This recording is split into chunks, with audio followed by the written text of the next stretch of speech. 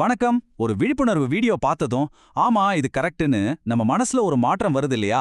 அது எப்படி நடக்குது? அந்த வீடியோவோட வெற்றிக்கு பின்னாடி என்னென்ன தந்திரங்கள் இருக்கு? இன்னைக்கு ஒரு முக்கியமான சுகாதார பிரச்சாரத்தோட உத்திகளை பத்தி தான் ஆழமா அலச போறோம். வாங்க பார்க்கலாம். சரி, இப்போ உங்ககிட்ட ஒரு கேள்வி. ஒரு சுகாதார பிரச்சனை நம்ம கண்ணு முன்னாடியே இருக்கு, ஆனா யாருமே அதை கண்டுக்கல. அப்படி ஒரு மறைஞ்சிருக்கிற பிரச்சனைய நீங்க எப்படி சரி பண்ணுவீங்க? யோசிக்கவே சுவாரஸ்யமா இருக்குல்ல? நம்மளோட அன்றாட பழக்க வழக்கங்கள்ல தான் சில பெரிய பிரச்சனைகளே ஒளிஞ்சிருக்கும். அதை கண்டுபிடிச்சு சரி பண்றது தான் பெரிய சவாலே. ஓகே, இந்த பிரச்சாரத்தோட வெற்றிக்கான ஃபார்முலாவை நாம ஒரு 4 ஸ்டெப்பா பிரிச்சு பார்க்கலாம். முதல்ல அந்த அமைதியான சுகாதார நெருக்கடி என்னன்னு பார்ப்போம். அப்புறம் எப்படி சரியான ஆடியன்ஸ் அவங்க தேடி பிடிச்சாங்கன்னு பார்ப்போம். அதுக்கப்புறம் ஏன் அனிமேஷனை ஒரு தூதுவரா பயன்படுத்தினாங்க. கடைசியா எப்படி ஒரு மாற்றத்துக்கான செய்தியை உருவாக்குனாங்கன்னு பார்க்கலாம். வாங்க ஒவ்வொன்றா போவோம். சரி, முதல்ல இந்த பிரச்சனையோட ஆழத்தையும் அதோட தாக்கத்தையும் புரிஞ்சுக்கலாம்.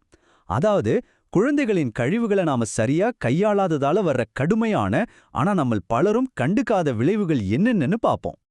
இங்க பாருங்க, இந்த பிரச்சனை எவ்வளவு சீரியஸானதுன்னு.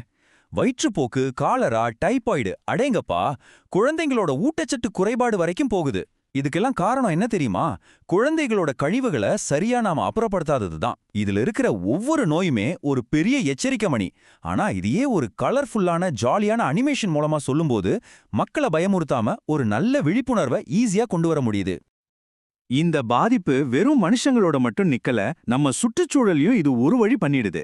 இங்க பாருங்க, வடிகால் அடைச்சுக்குது, தண்ணி கெட்டு போகுது, தண்ணியில வாழ்ற உயிரினங்களுக்கு ஆபத்து வருது, ஏன் தூக்கி போடுற டயப்பரை மிருகங்கள் கூட சாப்பிடுது.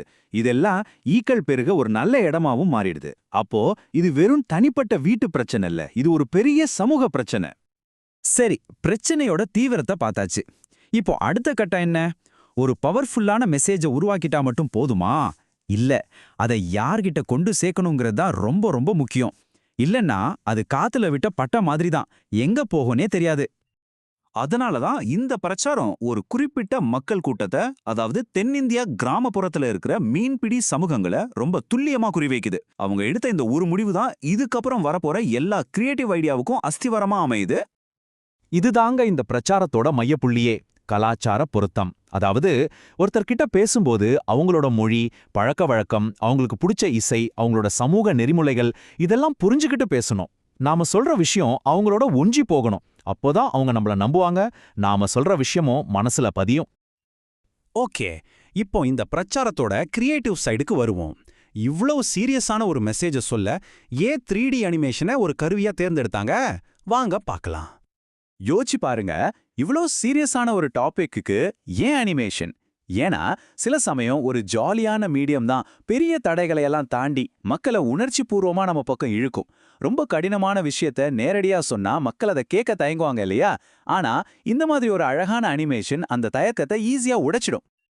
இந்த வீடியோவோட வெற்றிக்கு பின்னாடி இருக்கிற ரகசியங்களை பாருங்க. முதல்ல கண்ணை பறிக்கிற 3D அனிமேஷன், அடுத்து காதுக்கு இனிமையான சரியான தமிழ்மொழி, அதுக்கு பின்னாடி ஒரு இதமான தமிழ் இசை, கடைசியா ரொம்ப முக்கியமா ஒரு தெளிவான பெண் குரல். ஏன்னா குழந்தைகள் சம்பந்தப்பட்ட விஷயத்த ஒரு பெண் சொல்லும்போது அதுல ஒரு தனிப்பட்ட நம்பிக்கையும் நெருக்கமும் இயல்பாவே வந்துடும். இது ஒரு பெர்ஃபெக்ட் காம்போ. சரி, இப்போ கடைசி கட்டத்துக்கும் வந்துட்டோம். இதோட அல்டிமேட் கோல் என்ன? இவ்ளோ கவனமா உருவாக்கின இந்த வீடியோவை வச்சு மக்கள் கிட்ட ஒரு குறிப்பிட்ட பழக்கத்தை மாத்தணும். அதாவது வெறும் விழிப்புணர்வு மட்டும் பத்தாது, அது செயல்ல தெரியணும். இங்க பாருங்க எவ்வளவு தெளிவா சொல்லியிருக்காங்கன்னு. ஒரு பக்கம் நாம செய்யற தப்பான விஷயங்கள், டயப்பரையும் மலத்தையும் கண்ட இடத்துல போடுறது, கழிவுகளை தொட்ட பிறகு கைய கழுவாம இருக்கிறது. இன்னொரு பக்கம் நாம செய்ய வேண்டிய சரியான விஷயங்கள், சுகாதாரமான கழிப்பறைகளை பயன்படுத்துறது, சோப்பு போட்டு நல்லா கைய கழுவுறது.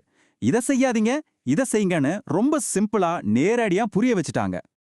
கடைசியா இந்த பிரச்சாரத்தை முடிக்கிறதுக்கு ஒரு பவர்ஃபுல்லான சிம்பிளான ஸ்லோகன், தூய்மையான கைகள் நோயற்ற வாழ்வு. ஆஹா, இது மாதிரி சின்ன சின்ன வாசங்கள் தான் டக்குன்னு மனசுல பதியும், நம்மள செயல்ல இறங்க வைக்கும். பாத்தீங்களா, இது தனிப்பட்ட சுகாதாரத்தை மட்டும் சொல்லல, குழந்தைகளோட நலன், நம்ம சுற்றுப்புறத்தோட பாதுகாப்புன்னு எல்லாத்தையும் ஒன்னா இணைக்குது. அப்போ இதுல இருந்து நாம என்ன தெரிஞ்சுக்கிட்டோம்? ஒரு சமூகத்தோட கலாச்சாரத்தை நல்லா புரிஞ்சுக்கிட்டு அது கூட நம்ம கிரியேட்டிவிட்டியை சேர்த்தா இவ்ளோ பெரிய பிரச்சனைக்கும் தீர்வு காண முடியும்.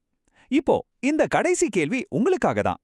இதே மாதிரி கலாச்சாரத்தையும் கிரியேட்டிவ் மீடியாவையும் ஒன்னா சேர்த்து நம்ம சமூகத்துல இருக்கிற வேற என்னென்ன பெரிய பிரச்சனைகளை தீர்க்க முடியும்னு நினைக்கிறீங்க? கொஞ்சம் யோசிச்சு பாருங்க. நன்றி.